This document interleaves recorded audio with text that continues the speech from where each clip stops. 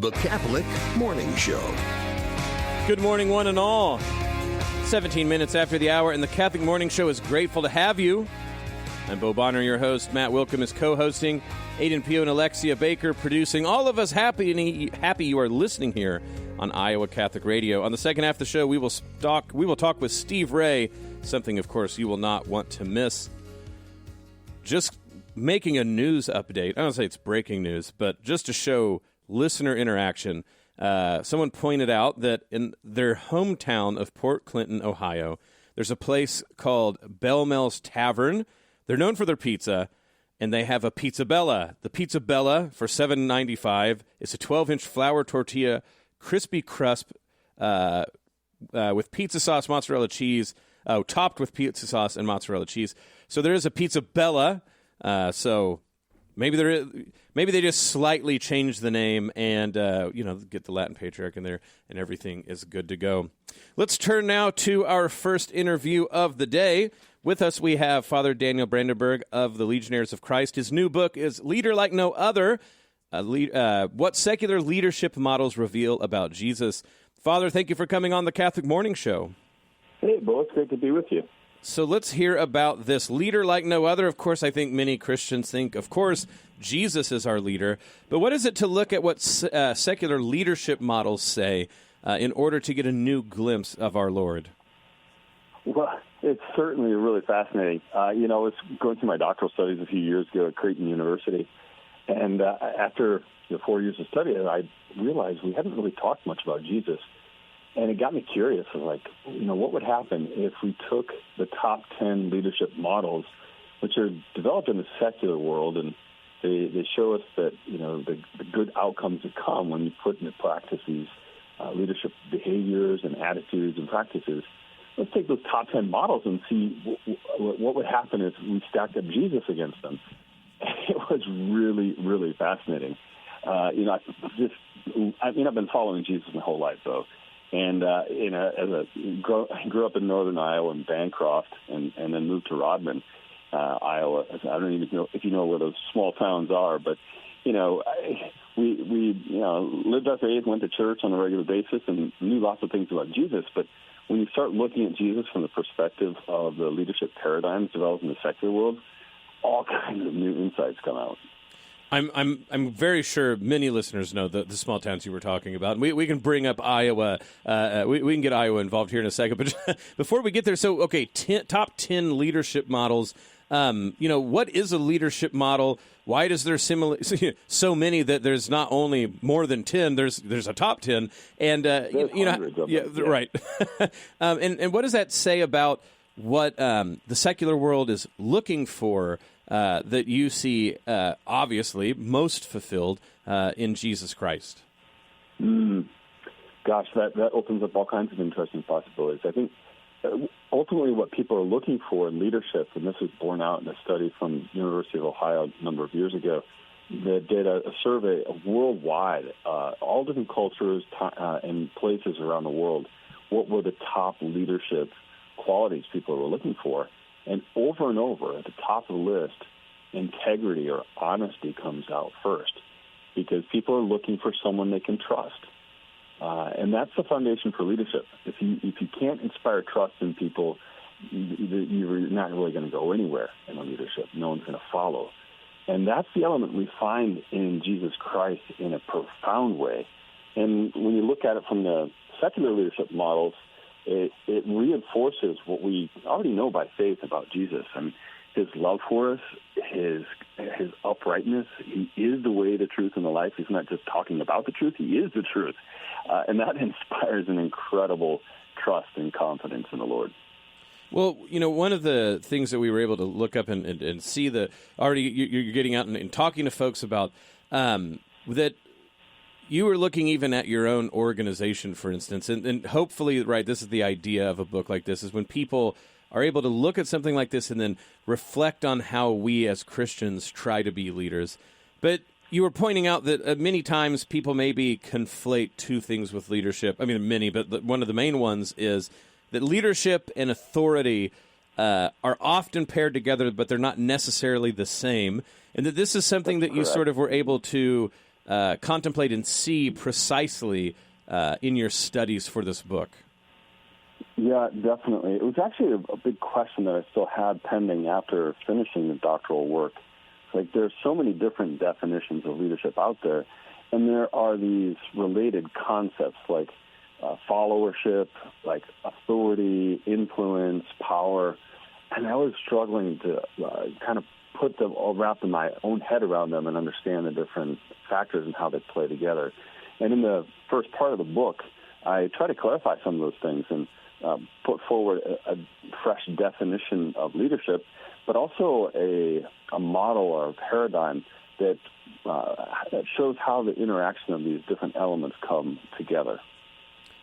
Well, and when you start to get, obviously, leadership and authority will be one that people immediately put together, but there can be things like, in order to be a leader, you have to have wealth, or in order to be a leader, you have to have, as it were, some access to networks of power. But you give examples that, this is one of the ones I'm reading here, that actually if someone, for instance, is a whistleblower in a company that's doing things that they shouldn't, even though that really puts them in a place of almost no power as far as the structure goes, and probably is going to end up with them not having a paycheck and eliminating their wealth, but they are showing leadership precisely because in that difficulty, they were willing to lead by standing up for the truth. Now, the overtones for our Lord are very obvious, but why is it that sort of gets lost in the shuffle sometimes, that actually being a leader, when we think about the leaders we care about most, it's usually what is opposite what in regular times we associate with leaders?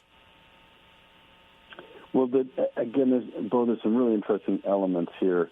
I think it comes back to how do we define leaders. There is a lot of confusion about this because the term leader in our society carries with it a lot of positive connotation. And so everyone wants to kind of wrap themselves in the mantle of leadership, call themselves a leader because it's a way of validating themselves, making themselves look important. But when you start to pare down actually what is a leader in its most crystallized form is someone who has followers. If you don't have followers, it's really hard to say that you're a leader. You might be an upright individual, you might be a person of integrity, but to be a leader, you have to have people who are following you. And it's really interesting in look at, for example, between the business world and the nonprofit world, you can see this distinction a lot more because in the business world, an owner or a manager can get people to follow just because, if they don't follow, they don't get a paycheck, They're kind of forced into it. But in the nonprofit world or in volunteer work, people only do things because they truly believe in the cause or in the individual who's leading that effort.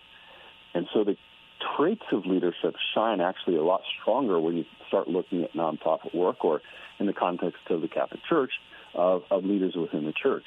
And that was actually the work of my doctoral dissertation, which was on the correlation between leadership styles of Catholic bishops and the health of their diocese. Found some really fascinating things there, which was a prelude to this book. I brought in some of those elements from my research then into the book itself. Well, when you start to think then of Jesus Christ and what we think about him, what the names we call him, master, rabbi, and everything like this, it's precisely because he had disciples, right? Those who follow. And so with that sort of foundation as why is Jesus Christ this paradigmatic leader, it's precisely because for many things besides, but one of them is that when we think of Jesus, we think of the fact he had disciples, right? And they followed him, and then people followed his followers. With that as a baseline, what were some of the other insights that you were able to derive in this book? Well, when I looked at the definition of leadership, I think there was a really critical insight that came out. In a lot of the leadership literature, they struggle with what I would call the Hitler problem. Because people's they're coming up with their definitions of leadership, like, oh, you've got followers, you're making a big impact, you're really shaping the world. But if you use those as your base for a definition of leadership, then you have to call Hitler or Stalin or some of the other monsters in history leaders, and that's a real problem. And what I found is that a lot of the definitions of leadership are just based from psychology or organizational dynamics, and they don't have the reference to philosophy and a metaphysical foundation like we do as Catholics. And so they're latching to ethical dimension. They have a hard time saying what's good and what's evil. And so putting that part into the definition of leadership, I think, is really instrumental and critical. So in my definition, I bring out that if you're not leading towards the good, you're not truly a leader.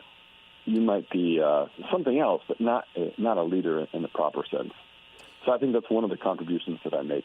Well, there are a lot of other fascinating things too, Bo, but yeah, I'll let you jump in for a moment. Well, I was going to say we're getting to the end here of the interview. So you bring up Iowa, and I know that you were talking with Matt Wilkham, our producer, earlier.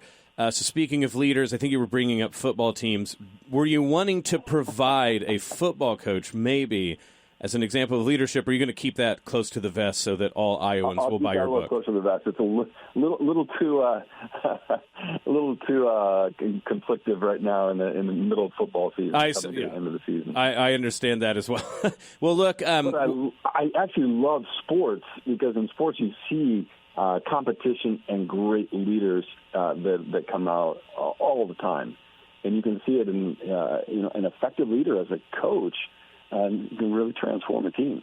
Absolutely, and this is the season where evidently multiple teams think they're finding their next leader to lead them into the football promised land. Before we let you go, where can people find more of your work in this subject? Of course, not only your book, but other things that you're up to as well. Sure. Well, it's easy to find my book. Just go to Amazon and you can look it up as Leader Like No Other, What Secular Leadership Models Reveal About Jesus. You can also find this book and the other books that I've written on my website, which is frdanielbrandenburg.com. That's FatherDanielBrandenburg.com. And there I have a listing of all the books and a way to contact me and other things that may be of interest to people. Absolutely wonderful. One more time, the book is Jesus Christ, Leader Like No Other, What Secular Leadership Models Reveal About Jesus. Father Daniel Brandenburg, Legionaries of Christ, thank you for coming on the Catholic Morning Show. Thank you so much, Bill. God bless you.